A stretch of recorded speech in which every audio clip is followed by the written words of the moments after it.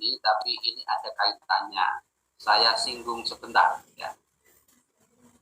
Pendidikan itu, kalau kalian kepingin jelas pengertian pendidikan itu, bisa membaca di Undang-Undang Nomor 20 tahun 2003. Tentang apa itu undang-undang itu?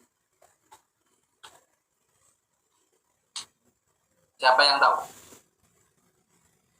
Undang-Undang Nomor 20 tahun 2003 itu Undang-Undang Sistem Pendidikan Nasional atau UUSPN.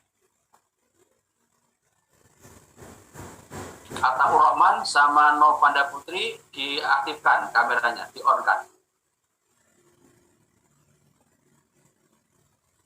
Kalau tidak on, saya anggap gak ikut ya. Karena harus on semua kamera ke waktu kuliah. Ataur Rahman, kemana ini dia?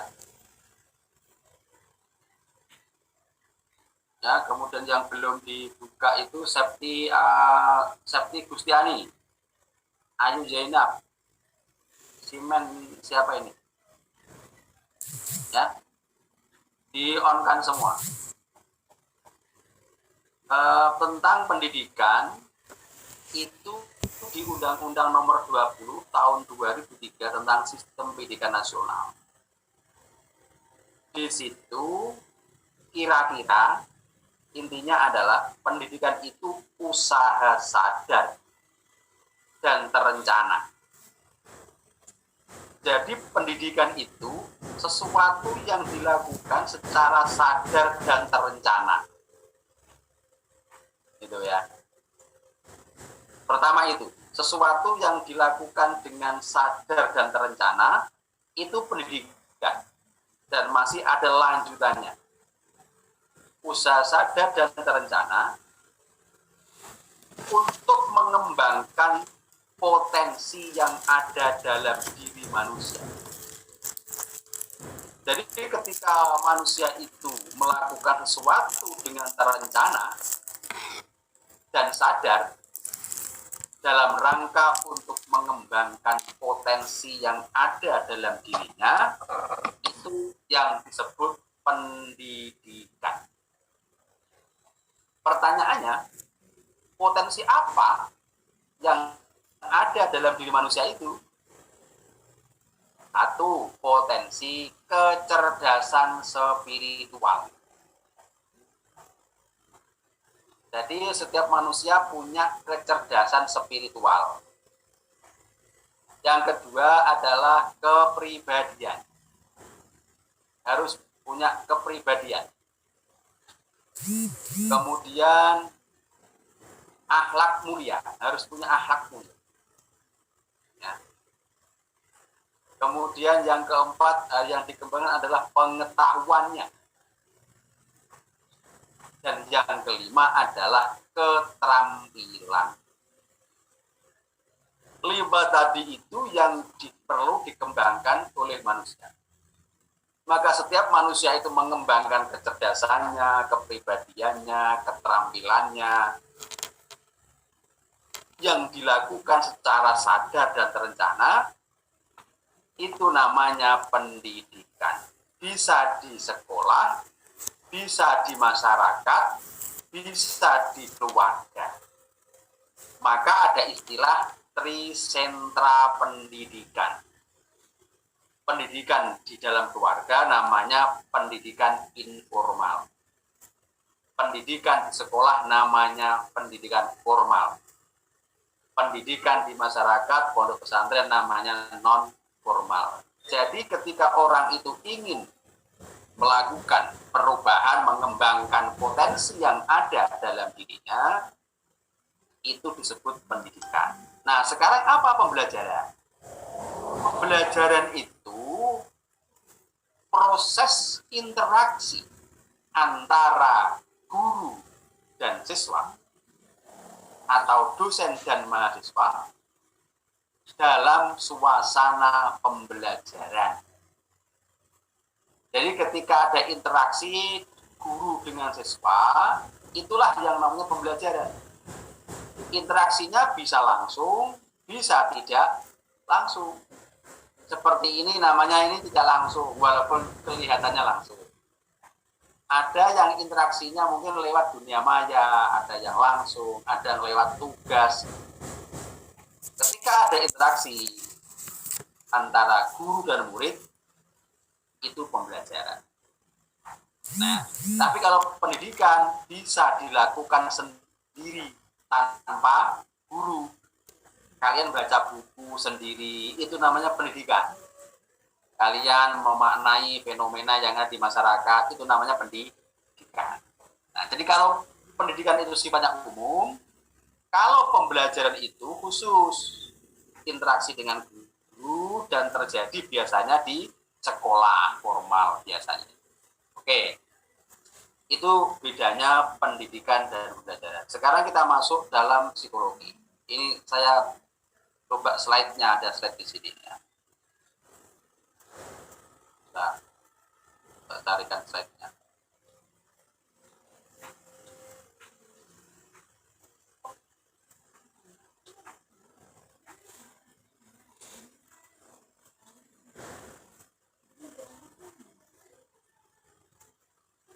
Bisa dibaca ini? Bisa, Pak. Ini ya. Kita akan mencoba mendiskusikan tentang apa itu psikologi, psikologi pendidikan, dan psikologi pendidikan Islam. Yang pertama, sebelum kita mengetahui apa itu psikologi Islam apa tidak, itu kita harus tahu tentang epistemologi. Epistemologi itu di dalam ilmu filsafat disebut ilmu yang berbicara tentang metode atau cara untuk menemukan kebenaran. Karena ada 3 di filsafat itu, ada yang namanya ontologi, epistemologi, dan aksiologi. Ontologi itu ilmu yang berbicara, menerangkan tentang apa, tentang definisi. Kalau epistemologi, ilmu yang berbicara tentang bagaimana atau metode untuk menemukan kebenaran. Nah, kita akan bicara perbedaan epistemologi Islam dan epistemologi Barat. Istilah Barat itu untuk menyebut non-Islam.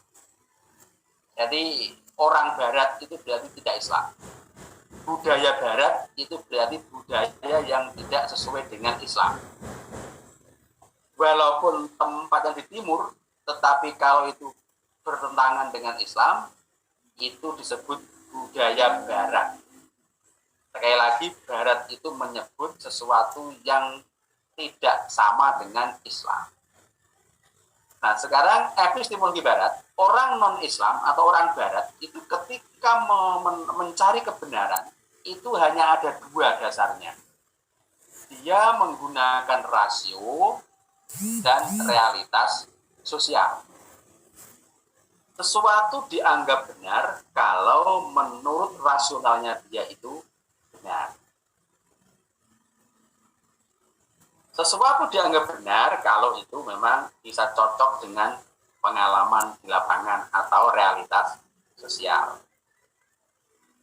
Walaupun itu merugikan manusia, merugikan orang lain, tidak pantas dipandang, tapi ketika dianggap rasional, ya benar, itulah menurut orang Barat.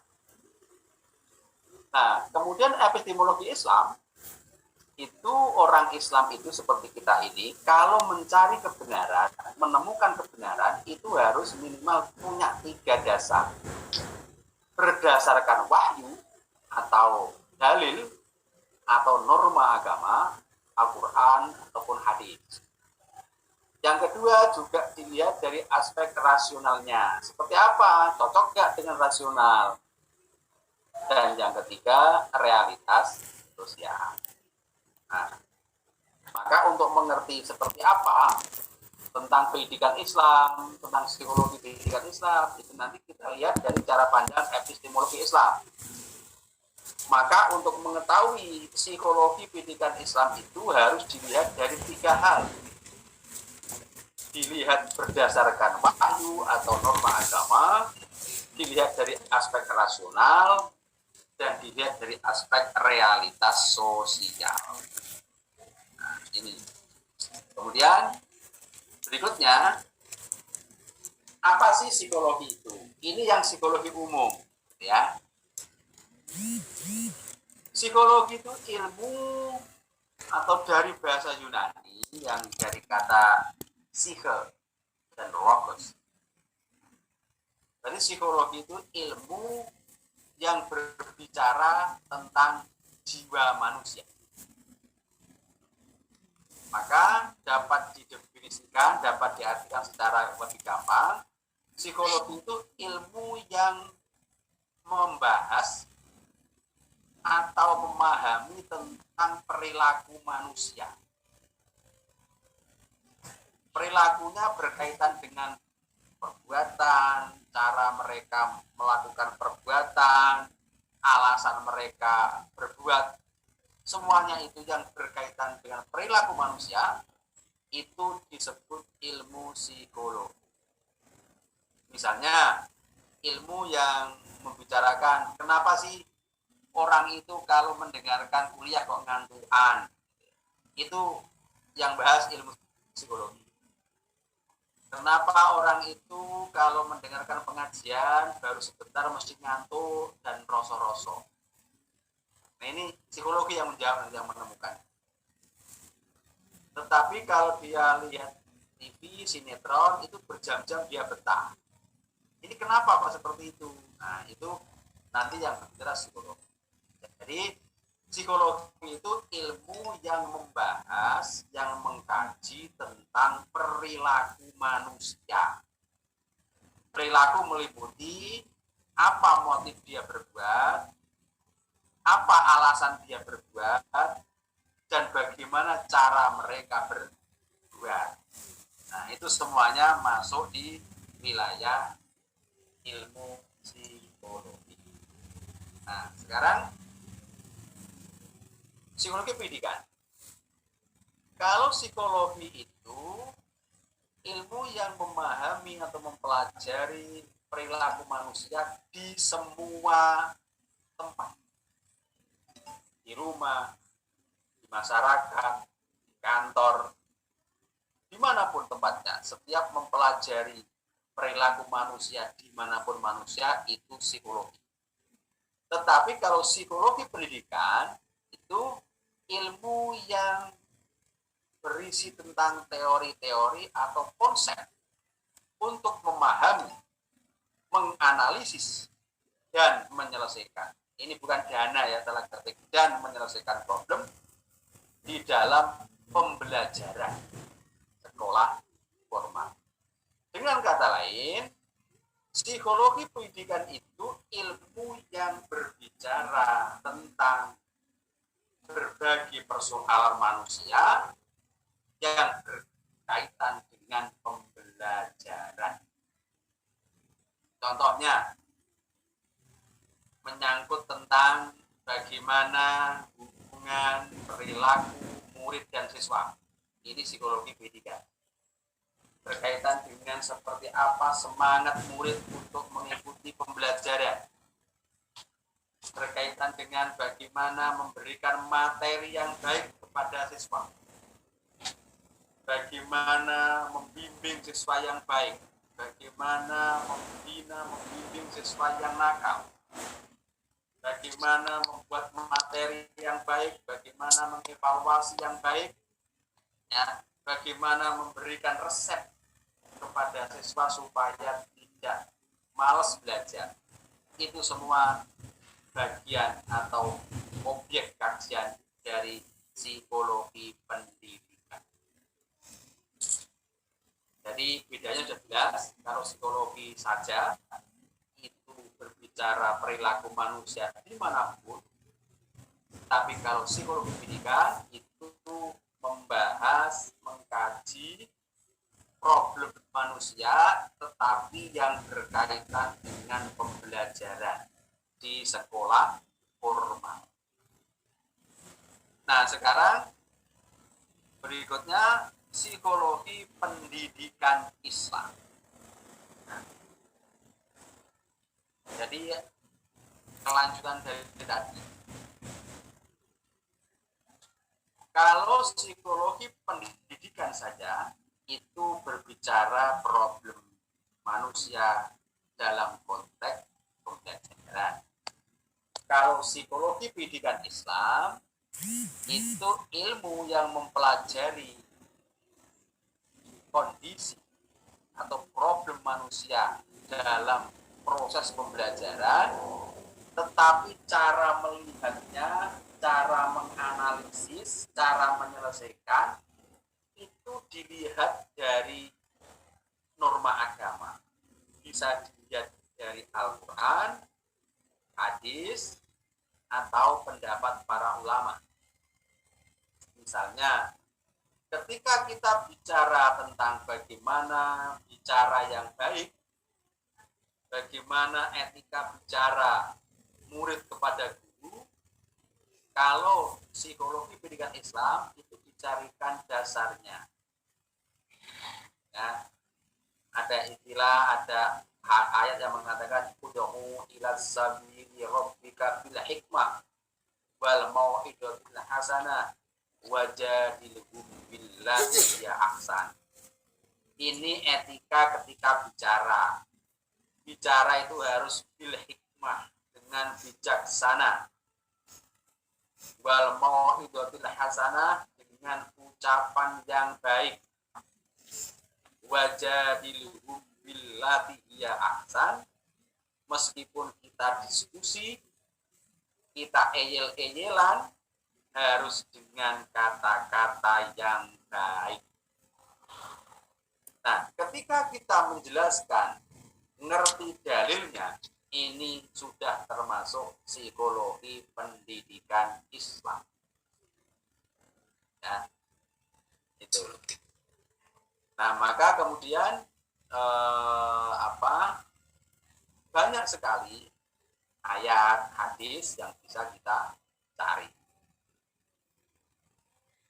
Maka penekanannya, psikologi pendidikan Islam itu menekankan pada dua hal minimal.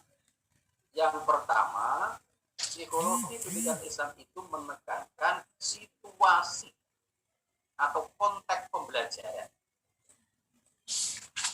Yang dilihat adalah suasana pembelajaran.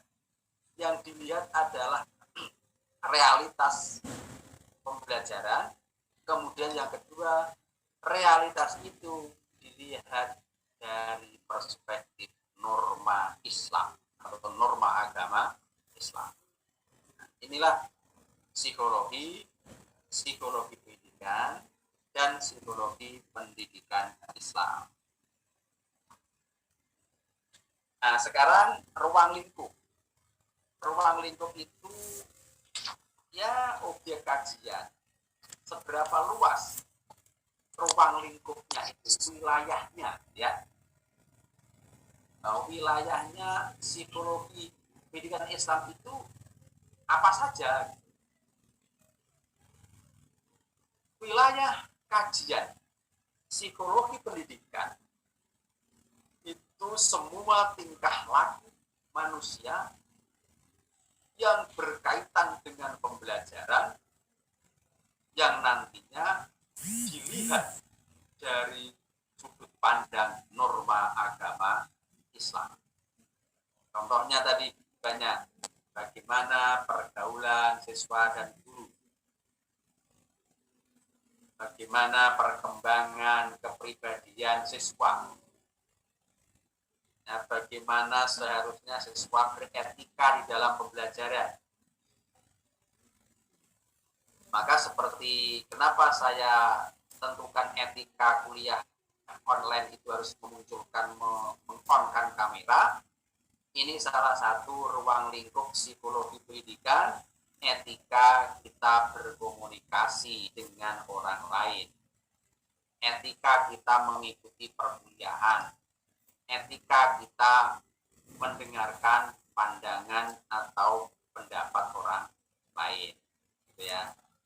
Nah, di dalam pembelajaran juga ada istilah metode pembelajaran, gitu ya. Ada hukuman, ada ganjaran, ada kurikulum, dan masih banyak berbagai kesulitan yang ada dalam pembelajaran. Semua itulah ruang lingkup atau pendidikan atau kajian psikologi pendidikan Islam. Ini apa yang saya sampaikan sementara ini, karena ini baru kita akan mengetahui seperti apa pengertiannya. Nah, sekarang saya tanya lagi. Setelah tadi saya sampaikan beberapa slide tadi itu, saya ingin tahu seperti apa pemahaman kalian terhadap materi ini. Silahkan nanti kalian kemukakan yang Anda tangkap tadi dari yang saya sampaikan itu apa, gitu ya. Coba saya minta pendapatnya Aisyah Julfa Alia. Apa yang Aisyah tangkap dari apa yang saya sampaikan tadi? Beberapa singkat aja. Psikologi dalam pendidikan dan psikologi dalam pendidikan Islam itu hal yang berbeda, dua hal yang berbeda. Dan juga pembelajaran dan pendidikan adalah dua hal yang berbeda. Jika pendidikan adalah umum, kalau pembelajaran itu khusus. Oke. Coba lagi Dian Safitriani. Apa yang Anda tangkap tadi, yang Anda kesan, yang Anda ingat, yang saya sampaikan tadi? Coba. Perbedaan psikologi sama psikologi pendidikan. Bedanya apa? Kalau psikologi adalah ilmu yang berbicara tentang jiwa manusia atau perilaku manusia. Kalau psikologi pendidikan adalah cabang ilmu yang berisi tentang konsep, metode, atau teori-teori. Satu lagi, saya buka dialog. Coba saya ingin tahu ikhlasul ajas. Apa ikhlasul yang kamu tangkap tadi ketika saya menyampaikan apa?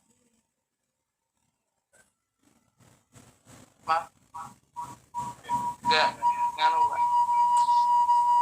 Sinyal nganu Pak. Gimana? Sinyalnya Rumahnya mana? Bikun Rumahnya di mana? mati Pak. Matinya mana? Ngemplak Pak. Margo Yoso. Masa Margoso nggak ada sinyal?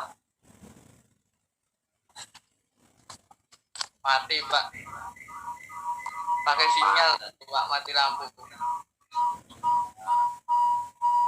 Oke. Sekarang coba saya ingin tanya Septian Julfan Arif. Apa yang tadi Anda sempat tahu apa yang ternyata setelah saya sampaikan tadi?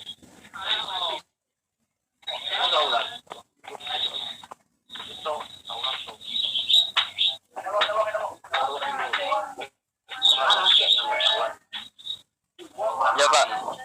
Ya, apa?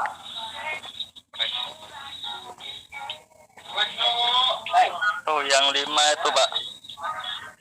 Apa yang Kesejahteraan spiritual. Apa yang 5 tadi apa?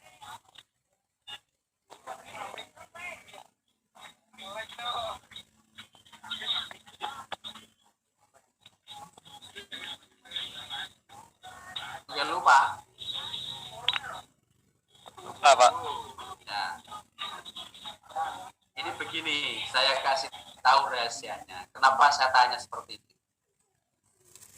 karena ini kan ilmu psikologi pendidikan. Secara psikologi itu, ketika saya memaknai seperti ini, itu maknanya satu, kalian semua itu kurang konsentrasi. Satu. Yang kedua, itu kurang punya motivasi. Coba saya tes itu tidak punya daya tangkap yang bagus gitu ya.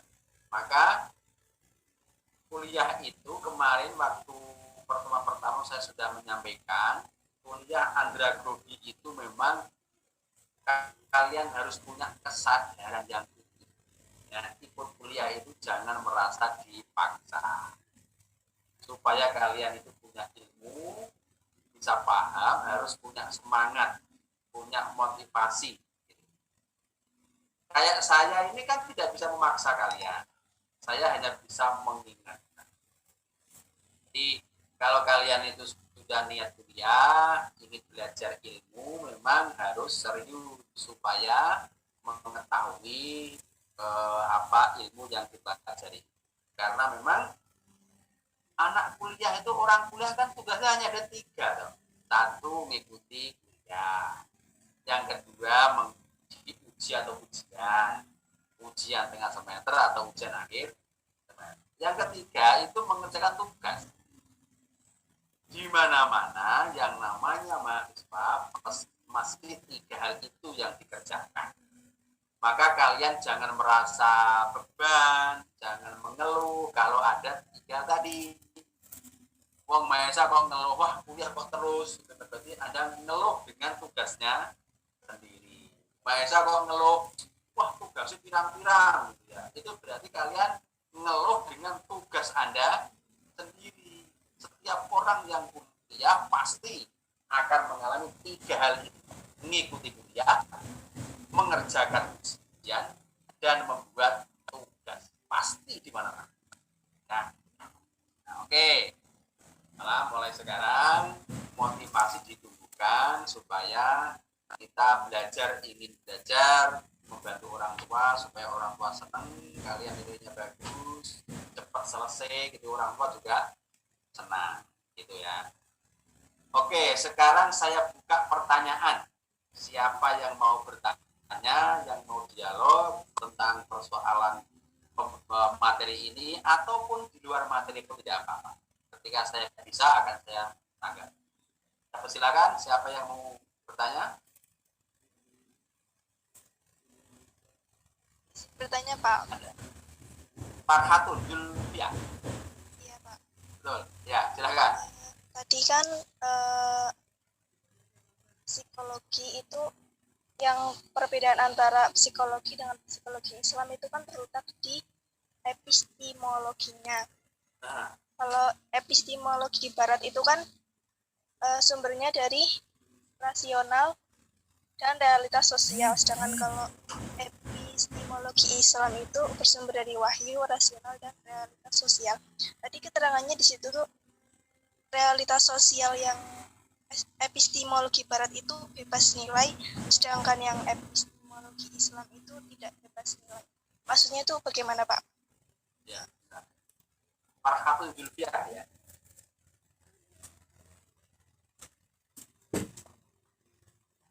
Nomornya berapa itu? 210 30 36165 ya. Oke. Bebas nilai, epistemologi Barat bebas nilai. Nilai itu sama dengan etika, ya, atau moral. Orang Barat itu ukurannya itu kalau melakukan sesuatu itu bukan moral, tetapi rasional. Sesuatu yang dianggap akalnya sesuai dengan rasional, walaupun itu jelek, itu boleh-boleh saja orang Barat. Mau mengatakan apa saja, mau meneliti apa saja, walaupun itu menyakiti orang lain, menyakiti agama lain, bertentangan dengan etika, tetapi kalau menurut akal itu benar itu dibolehkan. Contohnya, saya pernah ke Spanyol pada tahun 2015. Di Spanyol itu ada pantai, tempat wisata, di mana pantai itu hanya boleh didatangi pasangan pacaran yang sesama jenis, lesbi atau LGBT ya sekarang. Di Spanyol, di Jerman itu dibebaskan. Orang mau LGBT pacaran dengan perempuan, laki-laki dengan laki-laki itu boleh. Karena apa? Itu dianggap hak pribadi. Dan itu menurut rasional mereka itu adalah nggak apa-apa karena itu urusan pribadi. Itu namanya bebas nilai, tidak ada etika yang melihat. Itu kalau orang barat. Kemudian lagi orang barat itu dalam penelitian itu pernah mengkloning. Cloning itu kan ya kayak mencangkok gitu ya, kalau itu cloning gitu. Dia itu mengkloning manusia dengan anjing. Itu orang barat. Itu boleh. Karena yang terpenting cloningnya itu dilakukan dengan metodologi yang benar. Walaupun manusia dengan anjing itu tidak apa-apa. Karena apa? Dia bebas nilai. Kalau Islam kan tidak. Ya walaupun benar metodenya, masuk mengkloning manusia dengan anjing yang nggak boleh kalau Islam. Ya. Apalagi pacaran dengan sesama jenis.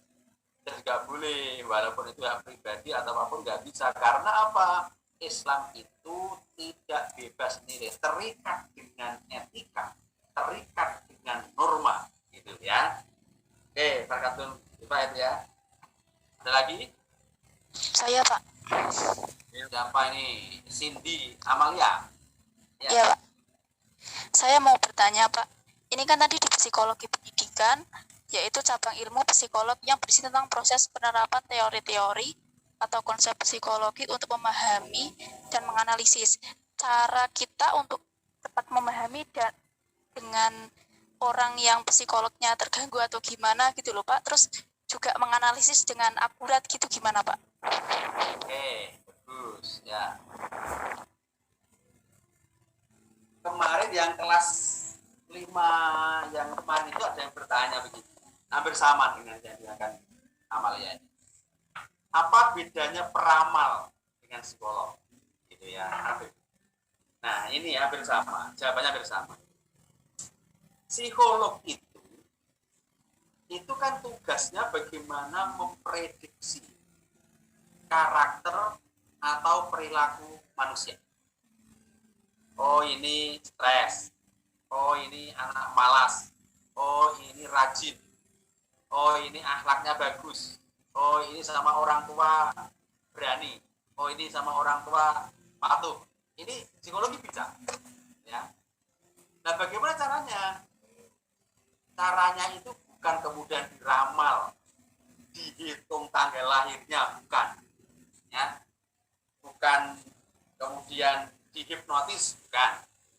Tetapi psikologi itu untuk mengetahui karakter orang lain, problem orang lain itu berdasarkan apa yang dilakukan, apa yang dirasakan, apa yang diceritakan. Maka psikolog itu untuk ngerti seperti apa dia banyak tanya, banyak wawancara. Maka sebagai psikolog atau guru di dalam menyelesaikan psikologi anak harus banyak pertanyaan. Misalnya ada anak kok nggak pernah masuk sekolah, ditanya, dipanggil dengan cara yang baik tadi itu, bil hikmah, wal mau'izatul hasanah, gitu ya, dengan kata-kata yang bijaksana, dengan kalimat yang baik, gitu ya, supaya dia nggak takut, gitu. Kenapa kok nggak masuk? Ibunya gimana? Apa nggak ada yang nganter atau gimana? Dia akan cerita. Nah, ketika cerita itu kemudian dimaknai oleh psikologi. Oh, kalau begini, dia ini berarti orang tuanya nggak ngurus. Dia orang tuanya tidak memperhatikan, maka dia ingin cari perhatian di luar. Itu kesimpulan psikologi.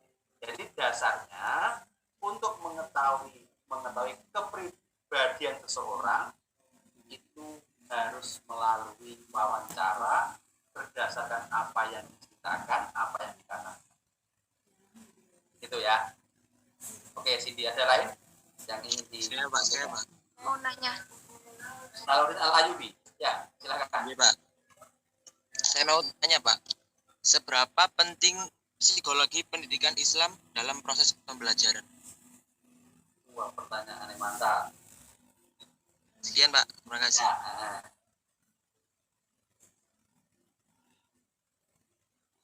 seberapa penting psikologi pendidikan Islam dalam pembelajaran?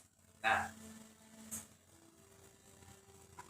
tuh ya, pembelajaran itu ataupun pendidikan. Kalau tadi saya katakan pengertian pendidikan itu mengembangkan 5 potensi. Ya. 5 potensi ini, itu yang 4 itu semuanya non fisik. Ya. 1 yang fisik, keterampilan saja. Ada kecerdasan spiritual, itu non fisik. Ada kepribadian, juga non fisik. Akhlak mulia, juga non fisik. Artinya apa? Bahwa pendidikan, pembelajaran itu lebih banyak memupuk potensi siswa yang berkaitan dengan non fisik atau mental atau psikologi. Maka karena pembelajaran itu lebih banyak mengembangkan, membimbing, mengoptimalkan potensi non fisik atau kepribadian psikologi, maka ilmu psikologi menjadi sangat penting. Nah, kalian membayangkan kalau tidak ada psikologi, guru kok tidak paham psikologi, ya bahaya kalau ngajar itu. Marah terus, nggak peduli, kan dia tidak tahu psikologi, siswa tidak bisa membina kepribadian, tidak bisa memberi motivasi, tidak bisa memberikan semangat, gitu, karena tidak paham ilmu psikologi. Karena pembelajaran itu lebih banyak mengembangkan, membina aspek-aspek non fisik, meskipun juga fisik juga ada, tetapi lebih banyak yang non fisik. Oke, gitu Salahuddin ya. Ada yang lain? Saya mau nanya Pak. Siapa ini? Sekar, Arum. Ya oke, Sekar ya. Saya ingin menanyakan, apa jika di Indonesia sendiri pastikan ada perbedaan pendapat antara yang epistemologi Barat dan epistemologi Islam. Di Indonesia sendiri itu kebanyakan termasuk antara epistemologi Barat atau Islam, dan bagaimana menanggapi itunya Pak, perbedaan pendapat itu? Oke, ya. Epistemologi Islam dan Barat, apapun ya, selain epistemologi, yang namanya di dunia ini pasti banyak kontroversial, pro dan kontra.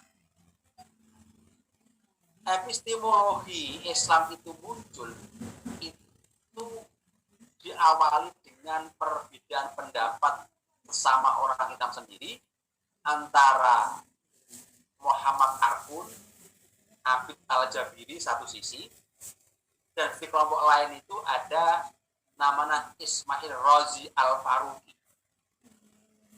Kedua tokoh Islam itu berdebat, berdiskusi apakah perlu ilmu Islam atau tidak.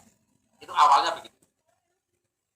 Yang Muhammad Arkun, Abid Al-Jabiri, Syed Hussein Nasr itu bersikukuh dengan argumentasinya bahwa ilmu itu hanya satu, tidak ada Islam, tidak ada non-Islam.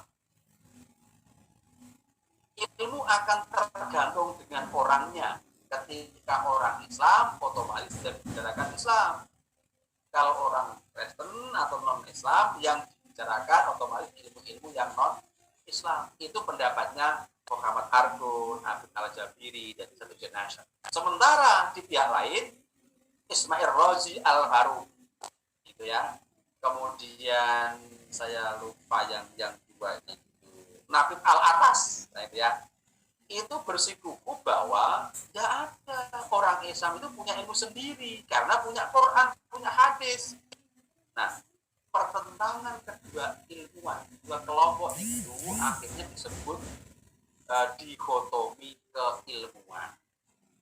Maka sampai sekarang setelah dipertanyakan pendidikan Islam dan pendidikan tidak Islam, ekonomi Islam, ekonomi tidak Islam, termasuk psikologi pendidikan Islam atau psikologi pendidikan saja.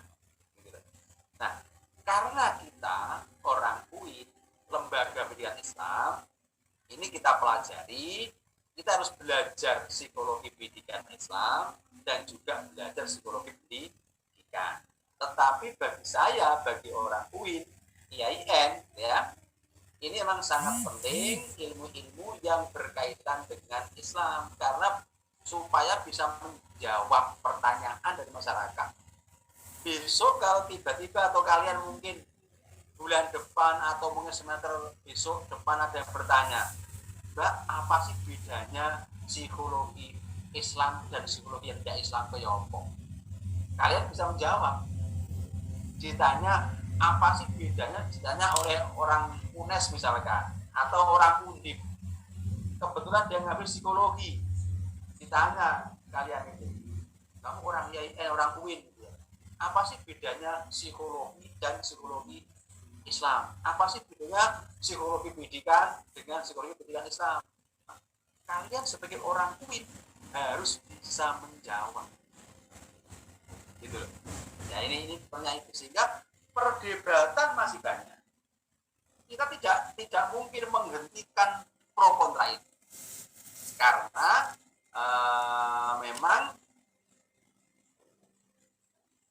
memang itu sudah sejak awal itu perdebatan keilmuan.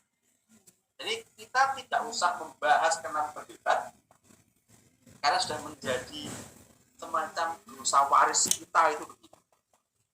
Ya, jadi perdebatan antara Al-Quran dan diri dengan Ismail Razi Al-Faruqi. Oke, gitu ya sekarang ya. Pak, saya mau tanya, Pak. Siapa? Mulailah, ya. Silakan.